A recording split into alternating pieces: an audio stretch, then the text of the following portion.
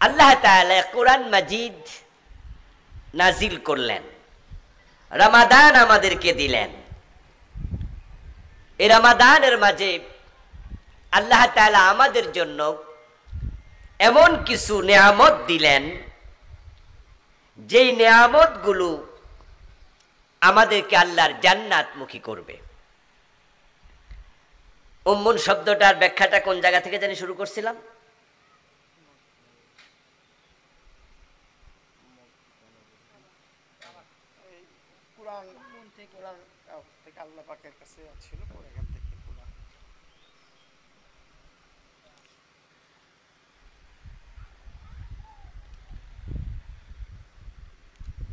উম্মুল কোরাতে কেন গেলাম?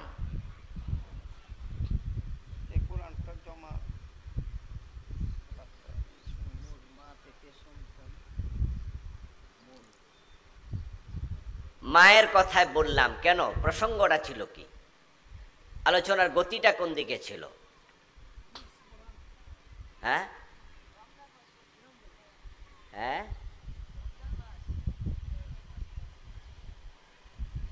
না, অবশ্যই একটা কারণেই তো এদিকে আসছিলাম। লাইলাতুল কদর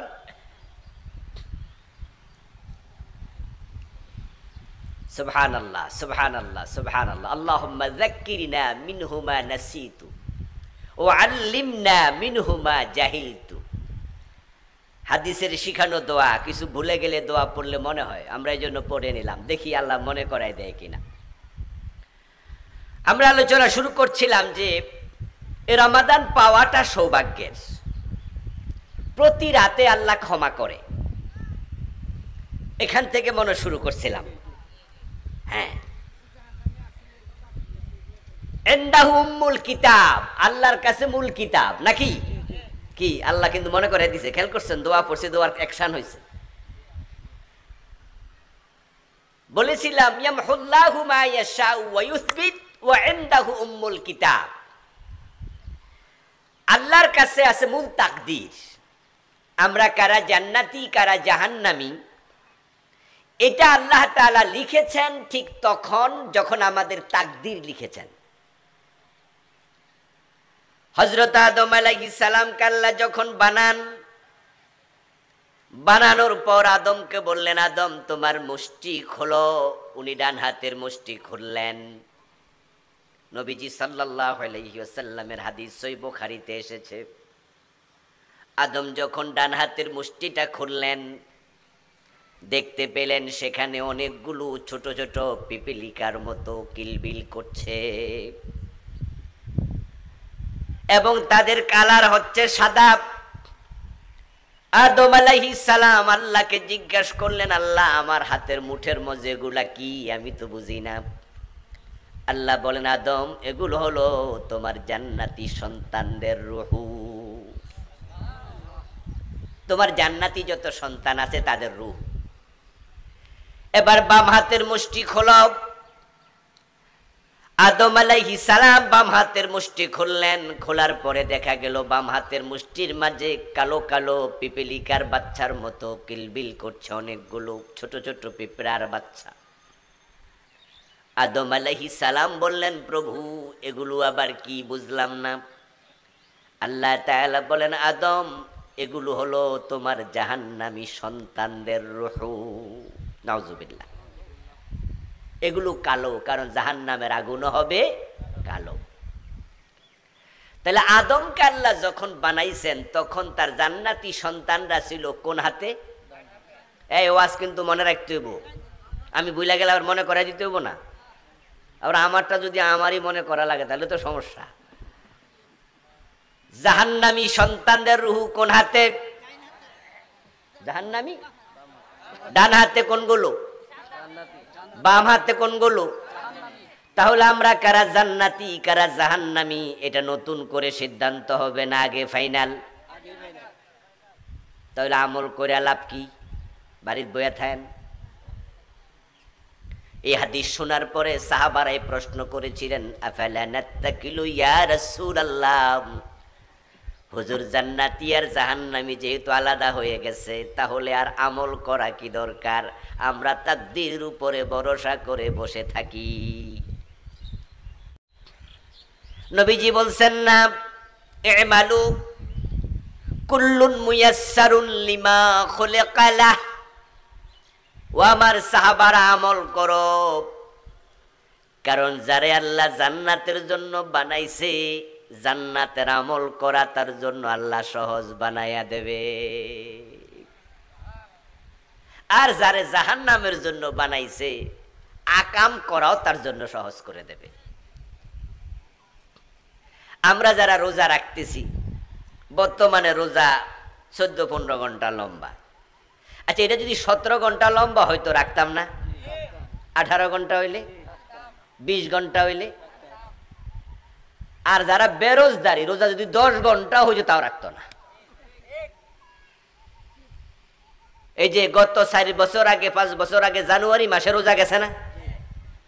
প্রতিদিন, প্রতি বছর 10 দিন করে তো যাইতেছে, আগাইতেছে। এখন কিছু গরমকাল, জানুয়ারি মাসে তো রোজা আসিল মাত্র 13 ঘন্টা, তখনও কি বেরোজদারি আসিল না? 10 ঘন্টা হইলেও রাখতো না, আর আমরা 22 ঘন্টা হইলেও রাখতাম। আল্লাহ যারে জান্নাতের জন্য বানাইছে, তারে জান্নাতের কাজ করা সহজ করে দেয়। সুবহানাল্লাহ পড়ে। এই যে আমরা তাহলে রোজা রাখতে পারতেছি, এটা কার দয়া?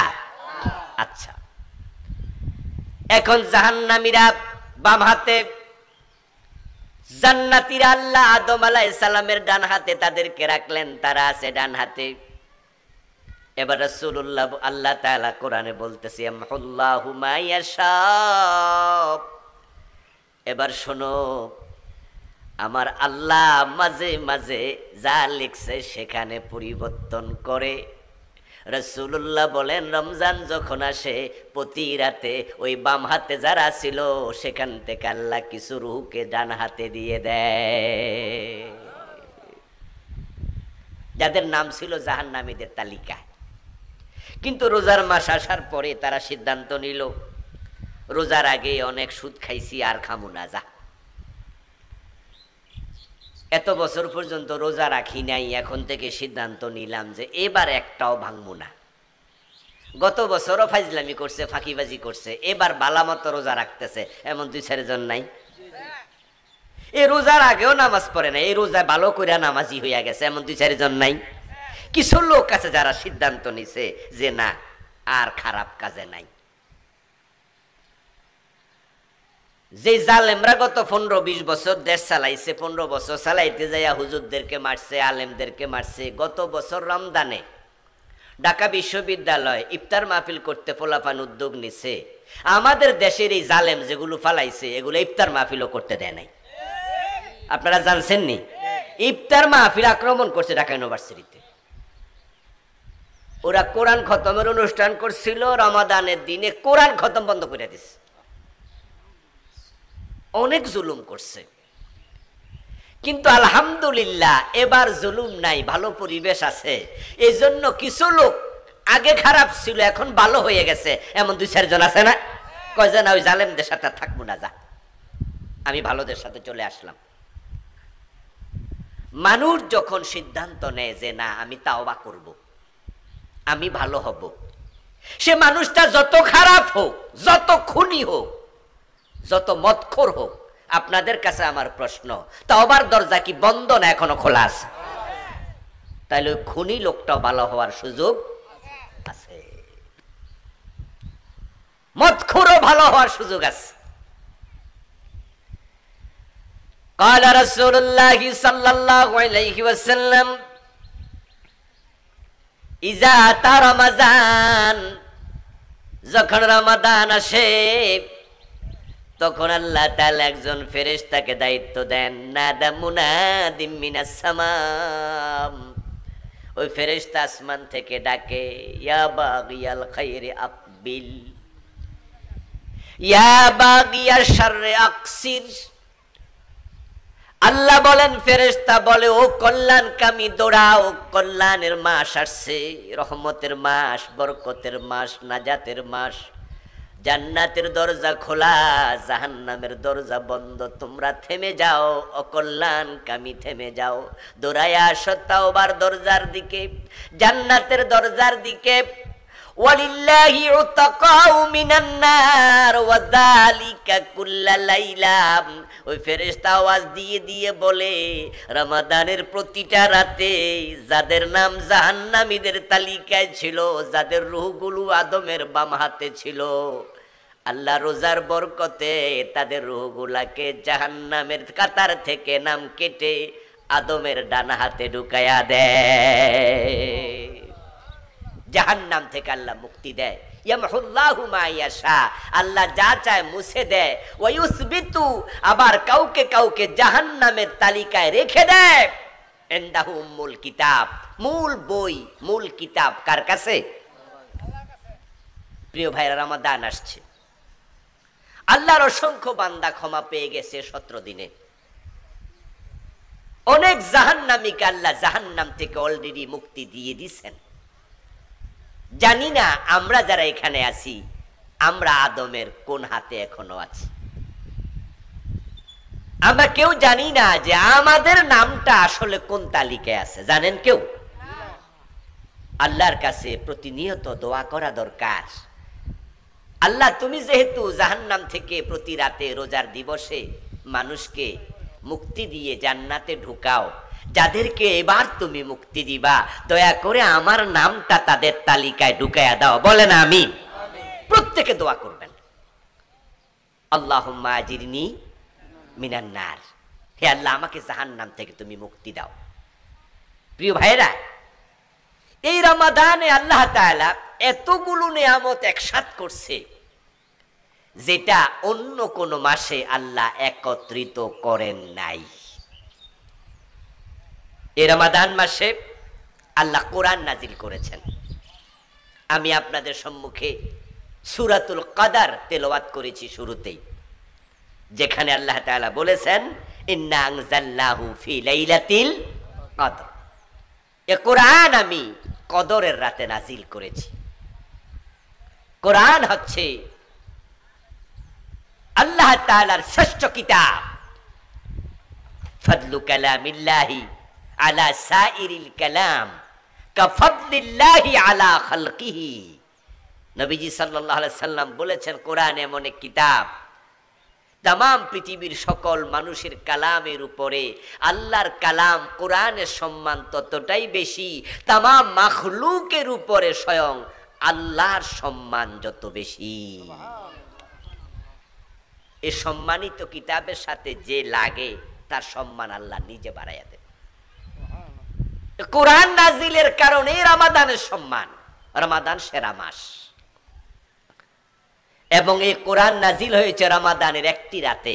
সে রাতের নাম লাইলাতুল কদর। কোরআনের কারণে এই রাতের সম্মান এতটাই বেড়ে গেল, এক রাত ইবাদত করলে লাইলাতুল কদরি খায়রুম মিন আলফি শাহর। এক রাতের ইবাদত 1000 মাসের চেয়ে সেরা। সুবহানাল্লাহ, সুবহানাল্লাহ। আপনি কি ভাবতে পারেন, এ কোরআন পায় নাই অতীতের কোন উম্মত, তাই তারা লাইলাতুল কদরের সম্মানটাও পায় নাই। এটা উম্মতে মুহাম্মাদীর প্রতি আল্লাহর স্পেশাল দান। কেন? কারণটা কি? কারণ হচ্ছে উম্মতে মুহাম্মাদী সেরা নবীর উম্মত, তারা শ্রেষ্ঠ উম্মত। কুনতুম খায়রা উম্মাহ, তোমরা সৃষ্টির মাঝে সেরা উম্মত। কিন্তু বলুন তো, উম্মতে মুহাম্মাদীর হায়াত অন্য অন্য নবীর উম্মতের চেয়ে বেশি না কম? কত কম? এত কম আছে, আমরা যে বয়স পেয়ে মারা গেলে আমাদের মন্তব্য হয়, মাশাআল্লাহ ভালো হায়াত পাইছে। যেমন আমাদের কেউ যদি 80 বছর পাইয়া মারা যায়, 90 বছর বয়সে মারা যায়, তখন আমরা শুনলে কি বলি? আমরা বলি আলহামদুলিল্লাহ, মাশাআল্লাহ ভালো হায়াত পাইছে। কিন্তু অতীতে এমন উম্মত ছিল, 80 বছর বয়সে মারা গেলে এলাকার মানুষ কইতো, আরে বাচ্চা মানুষ মরে গেছে। 950 বছর, 800 বছর, 700 বছর মানুষ অ্যাভেলেবেল বাঁচত। হযরত নূহ আলাইহিস সালাম দ্বীনের দাওয়াত দিছে কত বছর? 950 বছর। শুধু দাওয়াতি কাজই করছে 950 বছর। আদম আলাইহিস সালাম হায়াত পেয়েছেন 1000 বছর। এরকম 800-900 অ্যাভেলেবল। যেমন বাংলাদেশের মানুষ নরমালি কত বছর বাঁচে? 60, 70, 75। এটা কি অ্যাভেলেবল বয়স না? ঠিক তৎকালে 800 বছর, 700 বছর অ্যাভেলেবল বাঁচত। এজন্য কেউ যদি 80 বছর, 90 বছর বাঁচত, মানুষ কইতো আহারে বাচ্চা মানুষ মরে গেছে। আচ্ছা, যারা 800 বছর বাঁচত তারা নামাজ পড়ছে 800 বছর, রোজা রাখছে 800 বছর, জিকির করছে 800 বছর, ইবাদত করছে 800 বছর। আর আমরা বাঁচলামই 70 বছর। এখন তাদের ইবাদত আর আমাদের ইবাদত সমান না তাদেরটা বেশি? আচ্ছা, আল্লাহ তাআলা মানুষকে যখন জান্নাত দেবেন, আল ওয়াজনু ইয়াউমাইযিনিল হক, কোরআনে আল্লাহ বলেন সেদিন নিশ্চিতভাবে তোমাদের আমলগুলো ওজন করা হবে। এখন আপনি 70 বছর হায়াত পাইছেন, তার মাঝে 15 বছর 13 বছর ছিলেন নাবালেগ, চলে গেল 70 থেকে 13 বছর, 15 বছর থাকলো আর 55 বছর। ঠিক না? এই ভাই কথা কন না কেন? আমার অঙ্ক ঠিক আছে না? 70 থেকে 15 গেলে কত? 55। তা আপনি 55 বছর, তার মাঝে প্রতিদিন ঘুমাইছেন 6 ঘন্টা। ঘুমাইছেন না? টয়লেটে ছিলেন, প্রস্রাব পায়খানা ওযু গোসল মিলে 1 থেকে 1.5 ঘন্টা। অফিস আদালত চাকরি বাকরি করছেন প্রতিদিন 8 থেকে 10 ঘন্টা। তো ইবাদত করছেন কদ্দুর? এখন সব যখন ওজন দেবে, আর যারা 900 বছর হায়াত পাইছে তাদেরটা ওজন দেবে, তখন জান্নাতে আগে যাবে কেডা? ওরাই তো। এটাই স্বাভাবিক, ওজন তো সেদিন হবেই। অথচ উম্মত হিসাবে আমরা কয় নাম্বার? কথা বলে না ভাই। উম্মত হিসাবে কত নাম্বার? তো জান্নাতে সবার পরে গেলে 1 নাম্বার বানায়া লাভ কি হলো?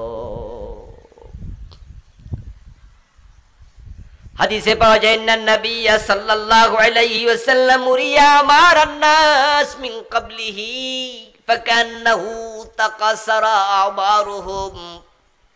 নবীজি সাল্লাল্লাহু আলাইহি ওয়াসাল্লাম কাগে কার জামানার নবীদের উম্মতের বয়স দেখানো হলো। আমার রাসূল দেখলেন যে তাদের বয়সের তুলনায় আমাদের বয়স বড়ই কম। নবীজি ভাবলেন আমার উম্মত 60-70 বছর বয়স পাবে, আর তার 800 বছর 900 বছর হায়াত পেয়েছে। এখন আমার উম্মতের আমল কম, তারা জান্নাতে যাওয়ার ক্ষেত্রে পিছনে পড়ে যাবে। আমার রাসূল মনে একটু টেনশন করলেন, চিন্তা অনুভব করলেন। ফাআতাহুল্লাহু লাইলাতাস সূরাতাল কদর। আল্লাহ রাসূলের অন্তরের কষ্ট দেখে জিবরিল আমিনকে বললেন, যাও যাও আমার নবীকে সূরা কদর দিয়ে দাও, যেখানে আল্লাহ ঘোষণা দিলেন লাইলাতুল কদরি খায়রুম মিন আলফি শাহর। অন্য অন্য উম্মতেরা 1000 মাস লাগাতার ইবাদত করে যে সওয়াব পেত, তোমার উম্মত কেমন একটি রাত দিলাম, 1 রাত ইবাদত করলে আমি এর চেয়ে বেশি সওয়াব লিখে দেব। ফাআতাহুল্লাহু সূরাতাল কদর। অতঃপর আল্লাহ তাআলা রাসূলকে সূরাতুল কদর দিলেন। নবীজি সাহাবাদেরকে তেলাওয়াত করে শোনালেন। আল্লাহ বলছে লাইলাতুল কদরি খায়রুম মিন আলফি শাহর। এটা হাদিস না, এটা কোরআনের আয়াত। হাদিস হলে অনেক সময় আমরা একটু কনফিউজ হই, হুজুর হাদিসটা সহিহ কিনা, হুজুর হাদিসটা আবার জালমাল না তো, হাদিসের মান কি, কোন কিতাবে আছে। কিন্তু কোরআনের আয়াত নিয়ে কোনো সন্দেহ আছে? আল্লাহ নিজে বলছেন আমি এমন রাত দিলাম, 1 রাত ইবাদত করবা 1000 মাস না। খায়রুন, খায়রুন মানে কি? আরো বেশি। ইসমে তাফজিল, আফদাল, সুপারলেটিভ ডিগ্রি। আল্লাহ বলেননি কা আলফি শাহর, কা মানে সমান, মতো, মিসলা আলফি শাহর। আল্লাহ বলছে খায়রুম মিন আলফি শাহর, এক রাত ইবাদত করবা 1000 মাস না, 1000 মাসের চেয়ে অনেক বেশি সওয়াব আমি দিয়ে দেব। সুবহানাল্লাহ, সুবহানাল্লাহ। 1000 মাসও যদি হয়, 1000 মাস, এটাকে আমরা ক্যালকুলেটর দিয়ে হিসাব করে দেখছি আমি, 83 বছর 4 মাস হয়। 12 মাসে 1 বছর না, এরকম 1000 মাসের যখন ভাগ করলাম দেখলাম 83 বছর 4 মাস। যদি এই রমজানে আমরা লাইলাতুল কদর পাই তাহলে 83 বছর লাগাতার বুঝেন, কিন্তু যে আপনি আল্লাহু আকবার বলে নিয়ত করছেন নামাজে, আপনি এই নামাজের সালাম ফিরান নাই, শুধু তেলাওয়াত করতে করতে রুকু সেজদা দিতে দিতে এত লম্বা নামাজ লাগাতার 83 বছর 4 মাস পরে সালাম ফিরাইছেন, এই নামাজে যত সওয়াব হতো কদরের রাতে ইবাদত করলে আল্লাহ ওই পরিমাণ সওয়াব দিয়ে দেবে, বা তার চেয়ে আরো বেশি।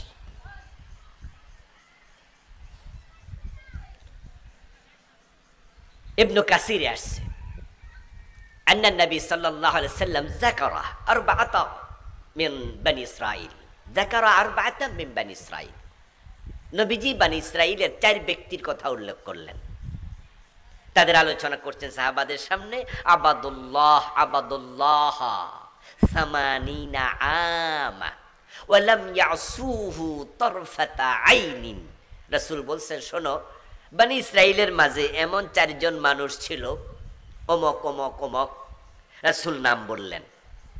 এই 4 জন মানুষ আল্লাহর ইবাদত করছিল 80 বছর। এই 80 বছরে এমন ইবাদত করছে 1 সেকেন্ড আল্লাহর অবাধ্য হয় নাই, কোনো গুনার কাজ 80 বছরে একটাও করে নাই। ফাআজাবা আসহাবু রাসূলিল্লাহি সাল্লাল্লাহু আলাইহি ওয়াসাল্লাম, রাসূলুল্লাহ সাহাবীরা শুনে আশ্চর্য হইলেন, হুজুর বলেন কি, 80 বছরে কোনো গুনাহ করে নাই, আর আমাদের 50-60, চুরি করছি, মিছা কইছি, গীবত করছি, রোজা ভাঙছি, নামাজ নষ্ট করছি, চোখের খেয়ানত করছি, কত রকমের অন্যায়, সুদ খাইছি, ঘোষ খাইছি, আর ওরা 80 বছরে একটা গুনাহ করে নাই, তাহলে জান্নাতে তো আমাদের আগে এক দৌড়ে চলে যাবে, তো আমরা শ্রেষ্ঠ নবীর উম্মত হয়ে তো লাভ হলো না। আল্লাহ নবী সাল্লাল্লাহু আলাইহি ওয়াসাল্লাম যখন এই কথা শোনালেন, সাহাবারা বিস্মিত হলো, নিজেদের ব্যাপারে আফসোস করলো। আল্লাহ তাআলা তখন সূরা আল কদর নাজিল করে মেসেজ দিলেন, তোমরা যদি এক রাতে ইবাদত করো তাহলে 80 বছর না, 83 বছরের চেয়ে বেশি সওয়াব আমি দিয়ে দেব। সুবহানাল্লাহ, লাইলাতুল কদর খায়রুম মিন আলফি শাহর। প্রিয় ভাইয়েরা, নবীজি সাল্লাল্লাহু আলাইহি ওয়াসাল্লাম বলেন যে আল্লাহ তাআলা তিনি ঘোষণা করলেন, তোমরা সকাল থেকে জোহর পর্যন্ত কাজ করবে, আমি তোমাদেরকে এই পরিমাণ সওয়াব দেব। তখন একদল উম্মত রাজি হলো, তারা হলো ইহুদি। তারা বলল যে আমরা রাজি, সকাল থেকে দুপুর পর্যন্ত আমরা কাজ করব। তো তাদেরকে আল্লাহ এই পরিমাণ সওয়াব দিলেন। এবার আল্লাহ বললেন যে যারা জোহর থেকে আসর পর্যন্ত কাজ করবে, ইবাদত করবে, আমি তাদেরকে এই পরিমাণ সওয়াব দেব। তখন খ্রিস্টানরা বলল যে আমরা ইবাদত করতে রাজি। তখন ঈসা নবীর উম্মতদেরকে আল্লাহ ওই কাজের দায়িত্ব দিলেন, ওই পরিমাণ সওয়াব দিলেন। এবার আল্লাহ বললেন আসর থেকে মাগরিব পর্যন্ত যারা কাজ করবে তাদেরকে আমি এত এত এত পরিমাণ সওয়াব দেব। উম্মতে মুহাম্মাদি বলল যে আমরা এই কাজ করতে রাজি। এই কথা বলার পর এবার বাকি 2 নবীর উম্মত দাঁড়িয়ে গেল, দাঁড়িয়ে বলতেছে, হে রব, সকাল থেকে জোহর পর্যন্ত কাজ করলে সওয়াব পাওয়া যায় এতটুকু, আপনি আমাদেরকে দিলেন, আমরা এটা নিলাম। জোহর থেকে আসর পর্যন্ত কাজ করলাম, এটা কয় ঘন্টা?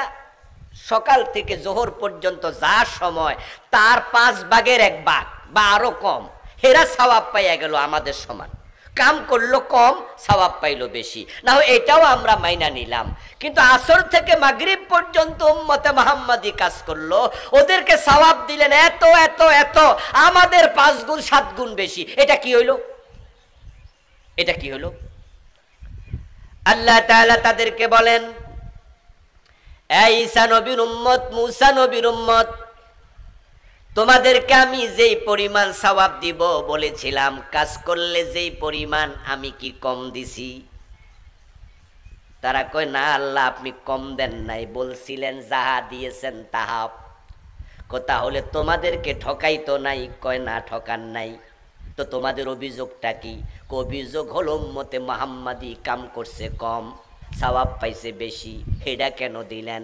আল্লাহ বলে যেহেতু তোমাদের ঠকাই নাই, তোমরা অভিযোগ করার অধিকার নাই, ঠকাইলে অভিযোগ করতে পারতা, এখন তাদেরকে বেশি দিছি, এটা আমার করুণা।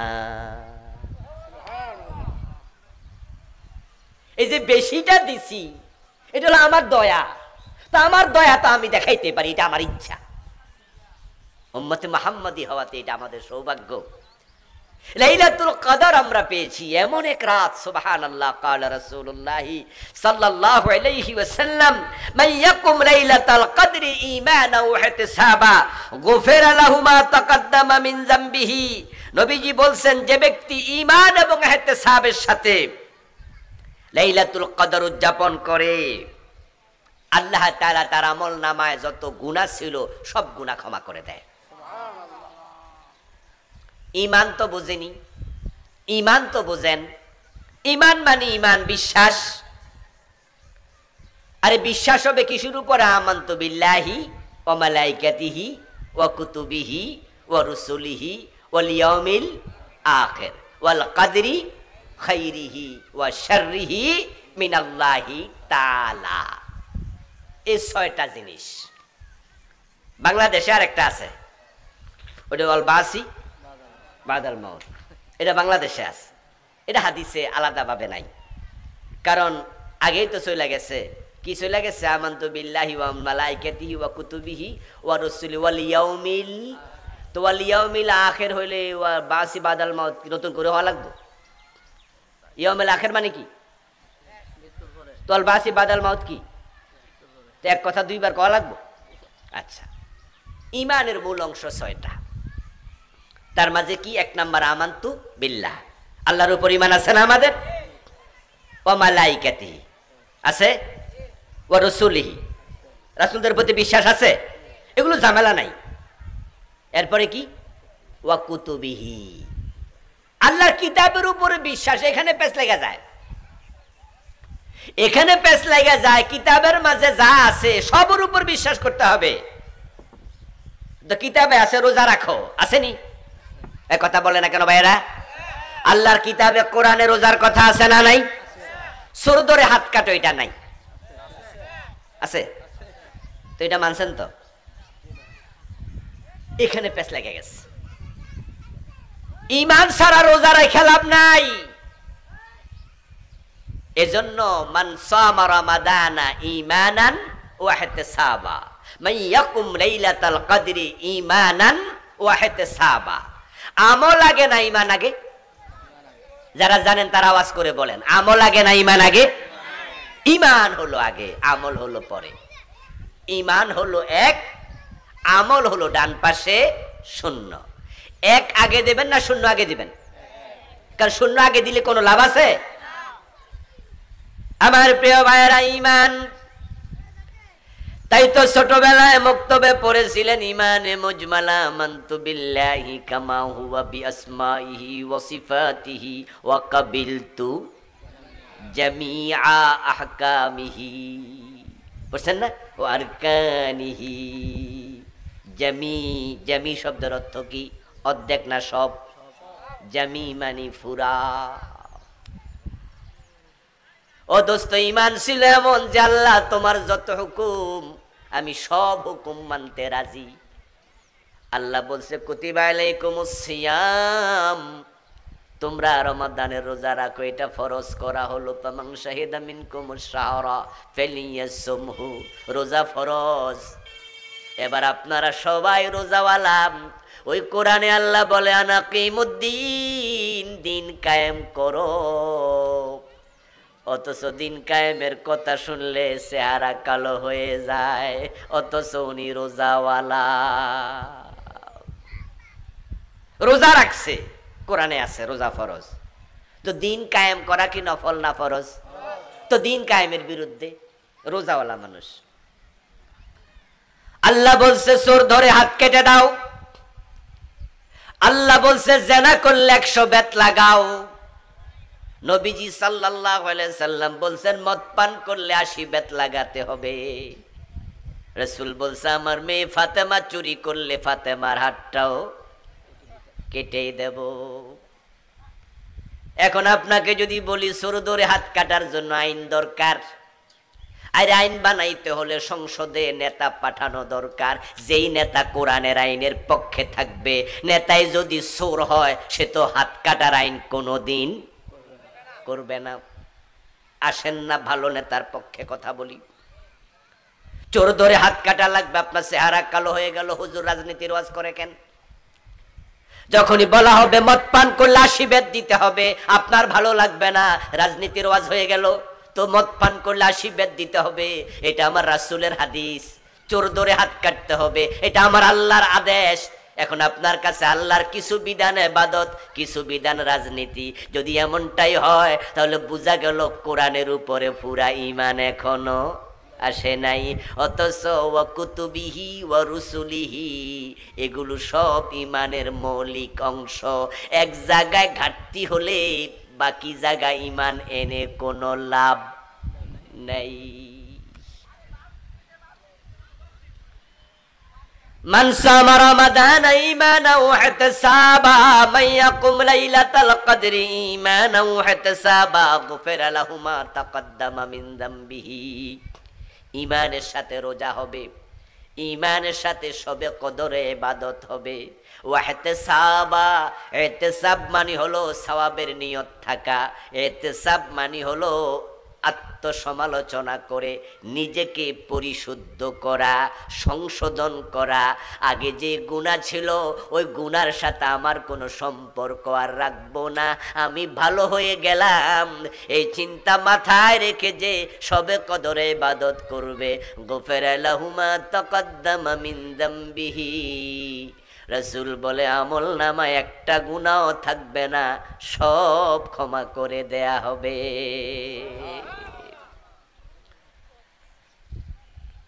রাসূলুল্লাহ সাল্লাল্লাহু আলাইহি ওয়াসাল্লাম যখন শবে কদরের শেষ দশক রমাদানের প্রবেশ করতেন, তখন তিনি এত বেশি ইবাদত করতেন। রমজানের শেষ দশকে শাদ্দা মিজারাহু ওয়া আহিয়া লাইলাহু ওয়া আইকাযা আহলাহু।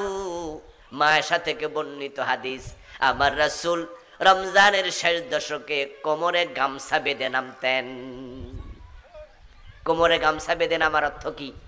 ইবাদতে এত মনোযোগী হতেন যা অন্য সময় হতেন না। আহিয়া লাইলাহু, রাতের বেলায় তিনি ঘুমাতেন না। ওয়া আইকাযা আহলাহু, শুধু একা না, উনার পরিবারের লোকদেরকেও জাগায়া রাখতেন, তাদেরকেও ঘুমাতে দিতেন না। রমজানের শেষ দশকে নবীজি অনেক বেশি ইবাদত করতেন, কারণ শবে কদর শেষ দশকে। নবীজি বলছেন যে তাহাররু লাইলাতাল কদর ফিল বিত্রি মিনাল আশরি মিন আওয়াখির রমাদান। তোমরা শবে কদর তালাশ করো, শবে কদর খোঁজো। শবে কদর কোনটা? রমাদানের শেষ দশকের বেজর রাত। এটাই হলো অধিকাংশ আলেমের বক্তব্য। চার মাযহাবের আলেম, উলামায়ে মুতাকাদ্দিমিন, মুতাআখিরিন, সালফুস সালেহিন যারা ছিলেন, 100 জন আলেমের মাঝে 95-97 জনের বক্তব্য হলো হাদিসের আলোকে রমাদানের শেষ দশকের বেজর রাতে শবে কদর হবে। আর বাকি 2-3% আলেম বলেছেন তারা 27 তারিখ শবে কদর। 27 তারিখের কথা বলেছেন 3%, 4%, 5%। আর বেজর রাতের কথা বলেছেন 95%, 97% আলেম। এখন আপনারা যদি 2-4টা হাদিস আছে 27 তারিখের ব্যাপারে, আর অধিকাংশ হাদিস হচ্ছে শেষ দশকের বেজর রাতের ব্যাপারে, এখন দু চারটা হাদিসের আলোকে যারা বলছে 27 তারিখের কথা, এখন তাদের কথাকে প্রাধান্য দিয়া যদি শুধু 27 তারিখে খোঁজেন, আর এমন যদি হয় বাকি বেশি হাদিসের আলোকে বেজর রাতে চলে গেছে 25 তারিখে, 23 তারিখে, অথবা রয়ে গেছে 29 তারিখে, তাহলে শবে কদর মিস হওয়ার সম্ভাবনা আছে না নাই? শবে কদর তো বছরে কয়টা হবে? একটা। যদি সেটাই মিস হয়ে যায় তাহলে 83 বছর 4 মাসের ইবাদত মিস হয়ে গেল। এই জন্য নবীজি বলছেন তাহাররু লাইলাতুল কদর ফিল বিত্র মিনাল আশরিল আওয়াখির মিন রমাদান, তোমরা রমাদানের শেষ দশকের বেজর রাতে শবে কদর তালাশ করো। নবীজি সাল্লাল্লাহু আলাইহি ওয়াসাল্লামকে আল্লাহ তাআলা শবে কদরের ব্যাপারে তিনি জানিয়ে দিয়েছিলেন।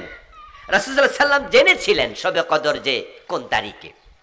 সহিহ মুসলিমের হাদিসে আসছে, আল্লাহর হাবিব বলেছেন, ইয়া আইয়ুহান নাস ইন্নাহা কানাত উবিনাত লি, যে শবে কদর কোন রাতে হবে এটা আমার কাছে স্পষ্ট করা হয়েছে। তারপরে ফাখারাজতু লিউখবিরাকুম বিহা, ওই রাতের ব্যাপারে আমি তোমাদেরকে জানানোর জন্য ঘর থেকে বের হইছি। আল্লাহ আমারে জানাইছে অমুক রাত শবে কদর, আর আমি এটা জানানোর জন্য বের হলাম। ফাজাআ রাজুলান ইয়াহতাকান মাহুমা শায়তান ফানুসিতুহা, আমি পথিমধ্যে তোমাদের কাছে যাচ্ছি, খবরটা দেব। এমন মাঝে দুজন মানুষ আমার কাছে আসছে, এসে তারা একটা বিষয় নিয়ে ঝগড়া শুরু করছে, আর ওই দুইজনের সাথে সরাসরি শয়তান ছিল। ওই দুইজন যখন শয়তানকে সাথে নিয়ে আমার কাছে এসে একটা বিষয়ে ঝগড়া শুরু করছে, আল্লাহ ওই সময় শবে কদরের তারিখটা আমারে ভুলাইয়া দিছে। ফালতামিসুহা ফিল আশরিল আওয়াখির মিন রমাদান, যেহেতু তারিখটা আমি ভুলে গেছি, সুতরাং তোমরা রমজানের শেষ দশকের মাঝে এটা তালাশ করো। আল্লাহর নবীকে আল্লাহ ভুলাইয়া দিছে শবে কদর কোন রাতে, না হয় জানাইছিল। এখন রাসূল তো ভুলে গেলেন। এই হাদিসের আগের ঘটনা হলো শবে কদর যে কোন রাতে, এটা রাসূলকে জানানোর আগে তিনি জানতেনই না, তবে শুধু জানতেন শবে কদরটা হবে রমজান মাসের ভিতরে। নবীজি সাল্লাল্লাহু আলাইহি ওয়াসাল্লাম বলছেন, সহিহ মুসলিমে আসছে, ইতাকাফতুল আশরাল আউয়াল ফাআলতামিসু তিলকাল লাইলা, আমি শবে কদর পাওয়ার জন্য মসজিদে ঢুকে গেলাম। রমজানের প্রথম দশক আমি ইতিকাফ করলাম, এবং ইতিকাফ করা অবস্থা আমি শবে কদর তালাশ করতে থাকলাম, কিন্তু ফালাম আজিদহা, শবে কদর আমি প্রথম দশকে পাই নাই। সুম্মা তাকাফতুল আশরাল আওসাত, তারপর আমি শবে কদর পাওয়ার জন্য রমজানের দ্বিতীয় দশক, দ্বিতীয় 10 দিন ইতিকাফ করলাম, কিন্তু শবে কদর আমি পেলাম না।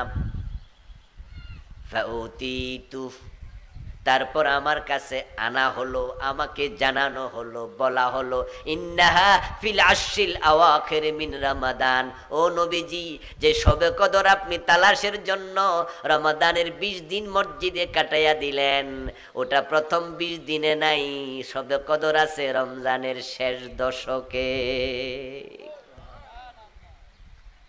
তা রাসূলুল্লাহ সাল্লাল্লাহু আলাইহি ওয়াসাল্লাম এখন থেকে তিনি শবে কদর পাওয়ার জন্য আর ইতিকাফ মিস করতেন না। আল্লাহর নবী সাল্লাল্লাহু আলাইহি সাল্লাম হিজরতের পর থেকে ইন্তেকাল পর্যন্ত তিনি কখনো ইতিকাফ ছাড়েন নাই। প্রতি বছর তিনি ইতিকাফ করতেন। ইন্তেকালের আগের বছর তিনি যুদ্ধ ব্যস্ত থাকার কারণে ইতিকাফ করতে পারেন নাই। পরের বছর, ইন্তেকালের আগের বছর পারেন নাই। পরে ইন্তেকালের আগের বছর তিনি ইতিকাফ করেছেন 20 দিন। আগেরটা ফসায় দিছে। ইতিকাফ হচ্ছে শবে কদর পাওয়ার জন্য সর্বোত্তম মাধ্যম। শবে কদর শেষ দশকের বেজর রাতে আর আপনি যদি ইতিকাফে ঢুকে যান তাহলে আপনি জোর রাতেও মসজিদে, বেজোর রাতেও মসজিদে, সুতরাং কোনোভাবে শবে কদর মিস হওয়ার সম্ভাবনা নাই। রাসূলুল্লাহর কাছে এক সাহাবী আসলো, তিনি অসুস্থ ছিলেন। ওই সাহাবী রাসূলুল্লাহর কাছে এসে বলছে, ইয়া রাসূলুল্লাহ, ইন্নী রাজুলুন শাইখুন কাবীরুন আলীলুন। হুজুর, আমি একজন অসুস্থ বুড়া মানুষ। ইয়াশুক্কু আলাইয়াল কিয়াম, শবে কদর পাওয়ার জন্য শেষ দশকের প্রতি রাতেই ইবাদত করা, দাঁড়িয়ে থাকা, নামাজ পড়া, এটা আমার জন্য কঠিন, আমি অসুস্থ মানুষ। ফা'মুরনি বিলাইলাতিন লাআল্লাল্লাহা ইউওয়াফিকুনি ফিহা লাইলাতাল কদর। আপনি আমাকে একটি রাতের ব্যাপারে স্পেশাল আদেশ দেন যে ওই রাতে যেন আমি ইবাদত করি আর আল্লাহ আমার শবে কদরটা দিয়া দেয়। আমি অসুস্থ মানুষ, প্রতি রাতে পারমু না, এক রাত জাগতে চাই, সে রাত কোনটা? কালা আলাইকা বিসাবিআ। এটাও আহমদের হাদিস, মুসনাদে আহমদের হাদিস, সহিহ হাদিস। রাসূল তখন ওই সাহাবীকে বললেন, তাহলে তুমি রমজানের 27 তারিখ রাতে জাগ্রত থাকিও। নবীজি সাল্লাল্লাহু আলাইহি সাল্লাম শবে কদর কবে হবে বিভিন্ন হাদিসে বিভিন্ন ভাবে বললেন, এখানে 27 কথা বললেন, তাহলে 27 তারিখে হওয়ার সম্ভাবনা আছে। তবে আরেক হাদিসে রাসূল বলতেছেন, ইন্নাহা তাতলুউশ শামস লা শুআআ লাহা। শবে কদর কোন রাতে হবে এটার ইঙ্গিত হচ্ছে যেই রাত চলে যাওয়ার পর সূর্য উঠবে, সে সূর্যের মাঝে অন্য দিনের মতো জমকালো চমকানো আলো থাকবে না। এখন রাত চলে গেল, ফজরের পর সময় সূর্য উঠলো, তখন দেখলেন যে আরে আজকের সূর্যতে আলো কম। বুঝলেন যে তাহলে গত রাতে শবে কদর ছিল, তো বুঝা লাভ কি হইল? দেখেন রাসূল বলছে যে ইন্নাহা তাতলুউশ শামস ফিহা লা শুআআ লাহা। শবে কদর যে রাতে হবে, ওই রাতের পরে যে সূর্য উদিত হবে, সে সূর্যের মাঝে কি থাকবে না? আলো থাকবে না, কম আলো থাকবে। তা আপনি টের পাইলেন রাত চলে যাওয়ার পর, কোনো লাভ তো হলো না। এই জন্য রাসূল সাল্লাল্লাহু আলাইহি সাল্লাম নির্ধারণ করেননি, বলছে বেজর রাত 21, 21, 23, 25, 27, 23। হাদিসে রাসূল নির্ধারণ করলেন 21, 23, 25, 27, 29 তোমরা বেজর রাতে তালাশ করো। নবীজি সাল্লাল্লাহু আলাইহি সাল্লাম বলছে বেজর রাতে তালাশ করো, কিন্তু বাংলাদেশে 27 তারিখটা বিখ্যাত হলো ওই দুই একটা হাদিস যে আছে, 2-3% আলেম বলছে। কেউ কেউ আরেকটু গবেষণা করছে, বলেন যে সূরা কদরের মাঝে ইন্না আনজালনাহু ফি লাইলাতিল কদর ওয়া মা আদরাকা মা লাইলাতুল কদর, পরে আবার আছে লাইলাতুল কদরি খায়রুম মিন আলফি শাহর। এই লাইলাতুল কদর এই শব্দটা আছে 3 বার। কয়বার আছে? উনারা একটু গবেষণা করে যুক্তি দিয়ে বলছে 3 বার আছে। ইন্না আনজালনাহু ফি লাইলাতিল কদর ওয়া মা আদরাকা মা লাইলাতুল কদর, লাইলাতুল কদরি খায়রুম মিন আলফি শাহর 3 বার, এবং এখানে অক্ষর আছে 9টা। লাইলাতুল কদর শব্দের মাঝে অক্ষর কয়টা? 9টা। এই বাক্যটা উল্লেখ আছে কয়বার? তো 9 এবং 3 এটা পূরণ দিলে 3 নং 27। উনারা বলছেন যে হতে পারে 27 তারিখ রাতে শবে কদর হবে। এখন 1-2টা হাদিস শবে কদর 27 তারিখ পাওয়া গেল, যুক্তিও পাওয়া গেল, এরপরেও যদি 27 না হইয়া অন্য তারিখে হয়ে যায় তাহলে তো বঞ্চিত হওয়া লাগলো। আমরা কি বঞ্চিত হতে চাই? রাসূলুল্লাহ সাল্লাল্লাহু আলাইহি ওয়াসাল্লাম রমাদানের শেষ দশকে এত বেশি ইবাদতমুখী হতেন, তাকে অন্য সময় এত বেশি ইবাদতমুখী হতে দেখা যেত না।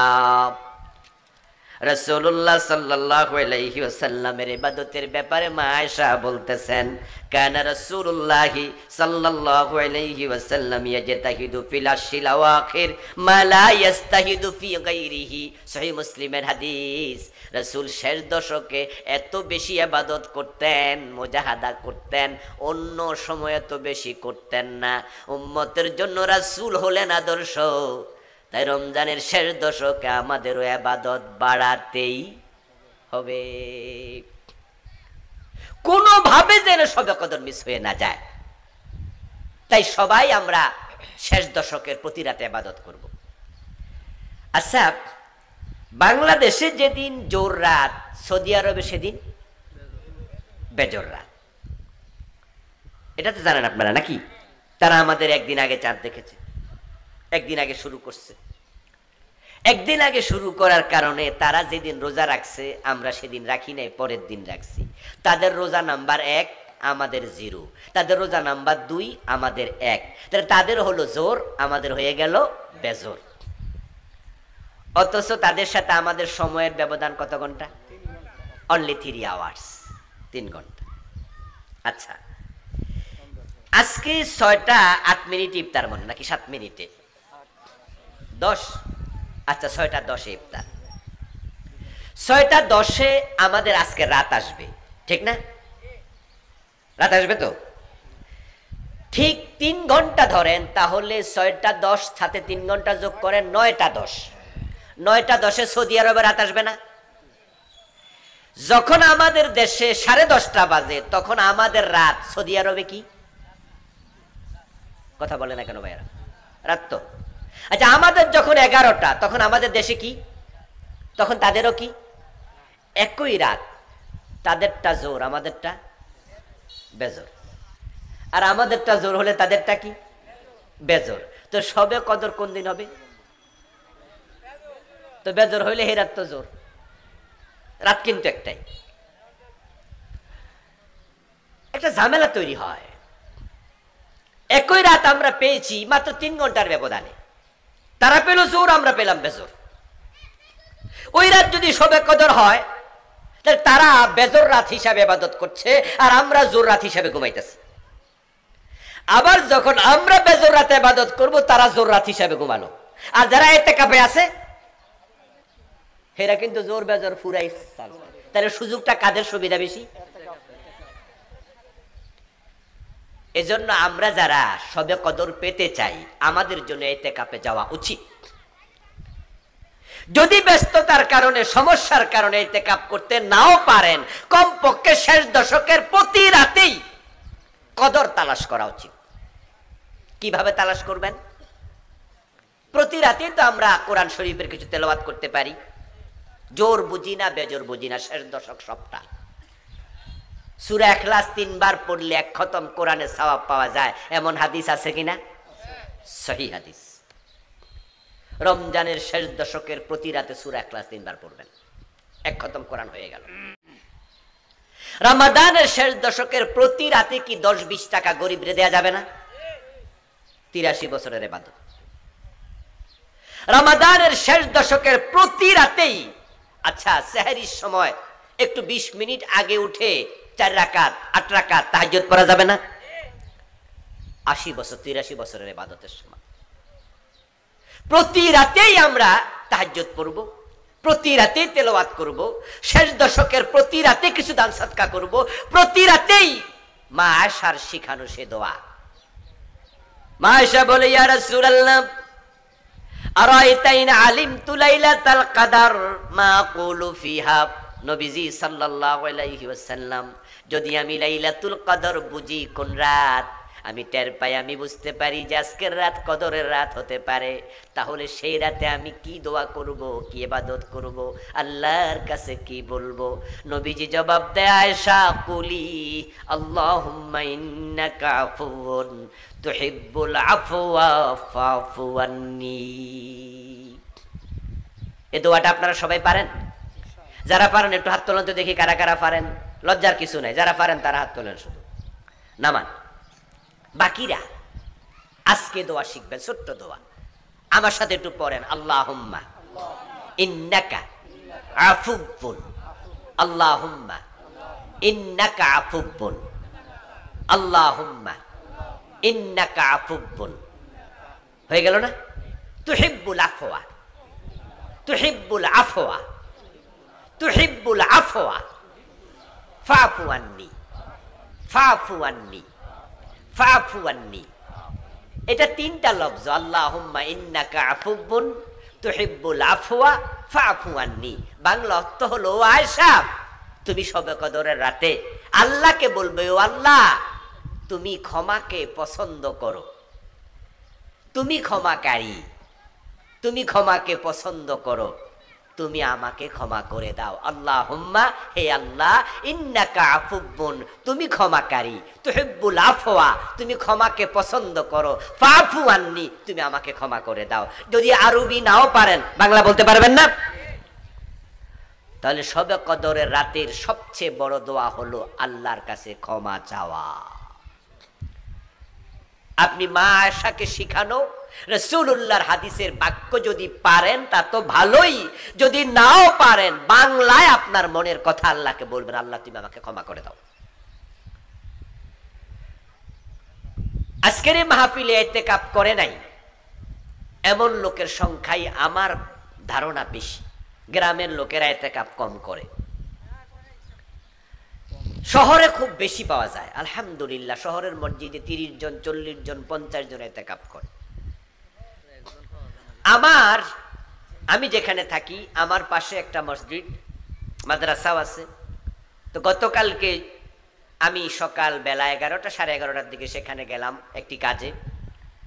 তো ওখানে গিয়ে মাদ্রাসার যিনি মহতামিম তার ছেলেকে জিজ্ঞাসা করলাম যে মসজিদে অনেক লোক দেখা যায়। বলল যে হুজুর, আমাদের এখানে একজন পীর সাহেব হুজুর আসছেন আফ্রিকা থেকে, উনি এই মাস এখানে থাকবেন, তাই তার সোহবত নেয়ার জন্য লোকজন এসেছে। তো গতকালকে ইফতারি বানাইছি 1350 প্যাকেট, মানে 1350 জনের। তো লোকজন একটু বাড়ে কমে, শেষ দশকে সেটা 2000 হতে পারে। এবার এখানে ইতিকাফি করবে 1500 বেশি। এক মসজিদের কথা শুনাইলাম, 5 তলা মসজিদ, বিশাল মাদ্রাসা, 1500-র উপরে ইতিকাফ করবে। শহরে 30 জন 50 জন ইতিকাফ করে, অ্যাভেলেবেল মসজিদ। কিন্তু গ্রামে নাকি টাকা দিয়ে ইতিকাফ করানো লাগে, এমন ঘটনাও নাকি আছে। হ্যাঁ, কেউ রিক্সাওয়ালারা জিজ্ঞাসা যে তুমি শেষ দশকে কয় টাকা পাইতা? দিন 500 কইরা, তো 10 দিনে 5000, আমরা দিয়ে দেবো, তুমি ইতিকাফে বইয়া লাও। তো রিক্সাওয়ালা, ঠেলাওয়ালা, দিন মজুর অথবা যে গ্রামে আপনার কাজকর্ম করে, তো হে মনে মনে কয় যদি কাম না কইরা 5000 পাই এটাই ভালা। এলাকার সবাই চান্দা দিয়া ও বেডারে বসাই দিছে। ওই বেডা 5000 টাকার জন্য ইতিকাফ করছে না সওয়াবের জন্য করছে? ইন্নামাল আমালু, যেটা নিয়ত সেটাই তো। হে কি সওয়াবের জন্য করছে না টাকার জন্য? তো হে যদি সওয়াব না পায়, যারা টাকা দিছে এরা পাইছে নি সওয়াব? এটা সিস্টেম না। ইতিকাফ সুন্নত না ফরজ না ওয়াজিব, এই মাসলা দরকার নাই। আমি যেই মাসলা শোনাতে চাই সেটা হচ্ছে রাসূলুল্লাহ জীবনে ইতিকাফ ছাড়েন নাই, আর আপনি উম্মত হইয়া জীবনে ইতিকাফ করেন নাই। কামটা ঠিক হইল? আপনি না উম্মত, তো সুন্নত বাদ দিয়া কিসের উম্মত? এই জন্য এখানে দাড়ি পেকে গেছে অনেকে আছেন। দাড়ি পাকার অর্থ বুঝেন? সিগন্যাল আসছে, বেশি দিন এখানে আর চোখের পাওয়ার কমে যাওয়া, দাঁত পড়ে যাওয়া, দাড়ি চুল সাদা হওয়া, এগুলা সিগন্যাল। আপনাকে বোঝানো হচ্ছে এখানে তুমি বেশি দিন থাকতে আর পারবা না। দাড়ি পেকে গেল, এখনো জীবনে ইতিকাফ হয় নাই, এমনও তো হতে পারে পরের রোজা পর্যন্ত আর বাঁচবেনই না। দুনিয়া চলবে, আপনাকে ছাড়াই চলবে, ব্যবসা বাণিজ্য আপনাকে ছাড়াই চলবে। এই জন্য ইতিকাফের সিদ্ধান্ত এবার নেন, এবারই ইতিকাফ করবো আমি, সিদ্ধান্ত নেন। কিসের ব্যস্ততা আপনার? আপনার বউ কয়জন আছে? একজন না দুইজন? অধিকাংশ আমরা একজনওয়ালা, বাংলাদেশে 2 বউওয়ালা লোক খুব কম। রাসূলের বউ কয়জন ছিল? জানেননি আপনারা? 11 জন ছিল। একসাথে জীবিত ছিল কয়জন? 9 জন। তাহলে ফ্যামিলি কয়টা? 9টা। রাসূল কি আপনার মতো ব্যস্ত না আরো বেশি ব্যস্ত? মদিনার প্রেসিডেন্ট ছিলেন 10 বছর, ইতিকাফ করছে কয় বছর? 10 বছর। 1 বছর মিস, পরের বছর 20 দিন। মদিনার প্রধান সেনাপতি কে? রাসূল নিজে, 27টি যুদ্ধের সেনাপতি। মদিনার প্রধান বিচারক কে? মানুষ বিচারের জন্য কার কাছে যাইতো? রাসূল প্রধান বিচারপতি, তিনি প্রধান বিচারপতি, এতেকাফ সারে নাই।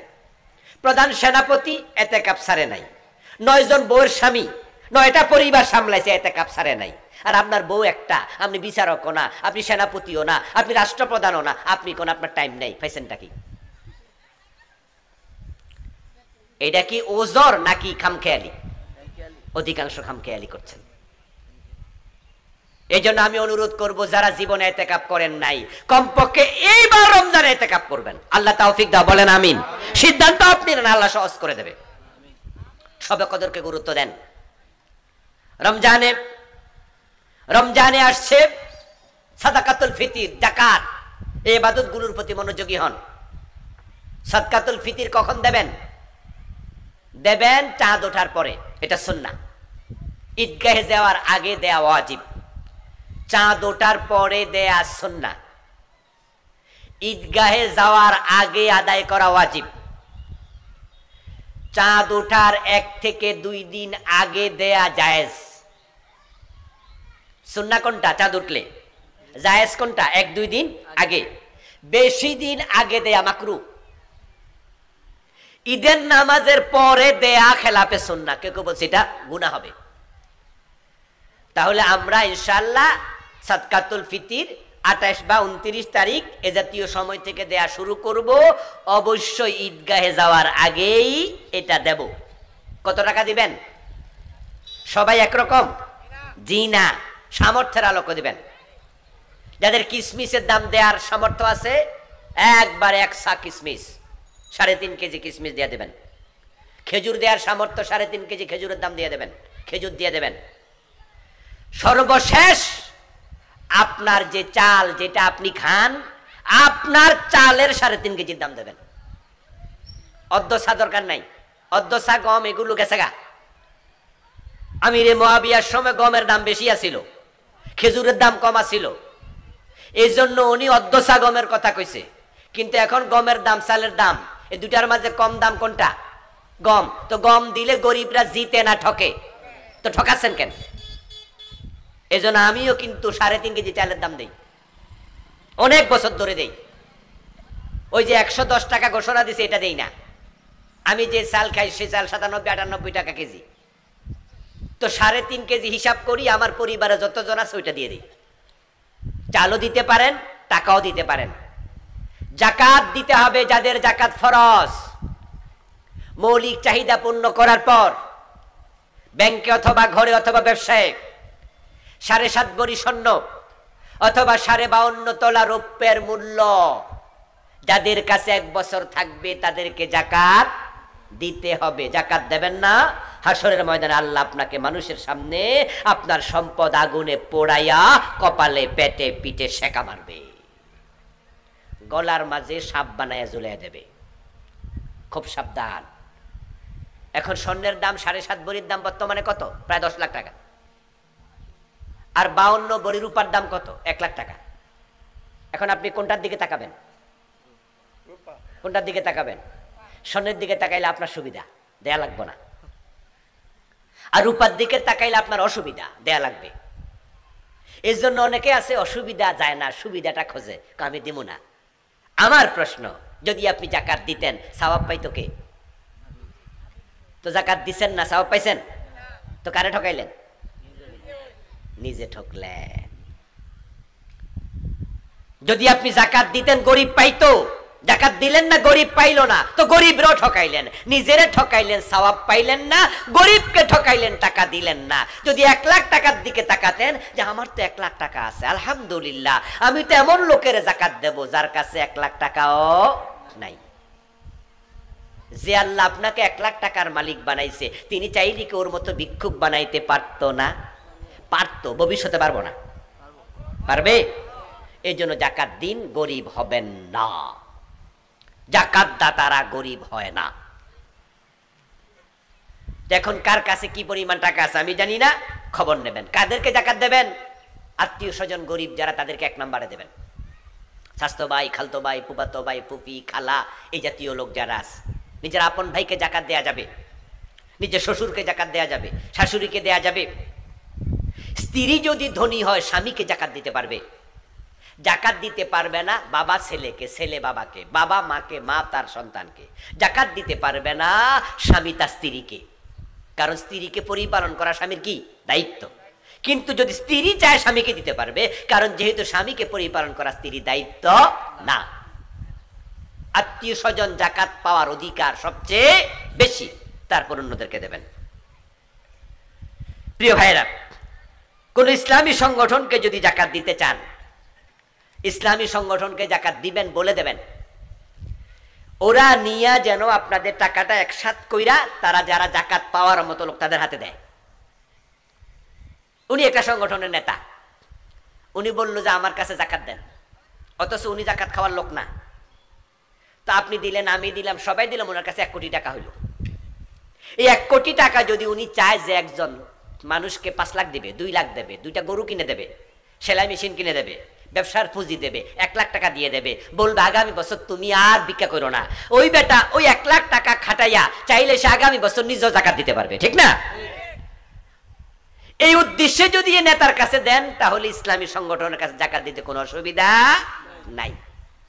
আল্লাহ তাআলা যে কথাগুলো বললাম আমাকে, যারা আমরা শুনলাম, সকলকে আমল করার তৌফিক দাও, বলেন আমিন। হাযা মা ইনদি ওয়াল ইলমু ইনদাল্লাহ আলাইহি তাওয়াক্কালতু ওয়া ইলাইহি উনি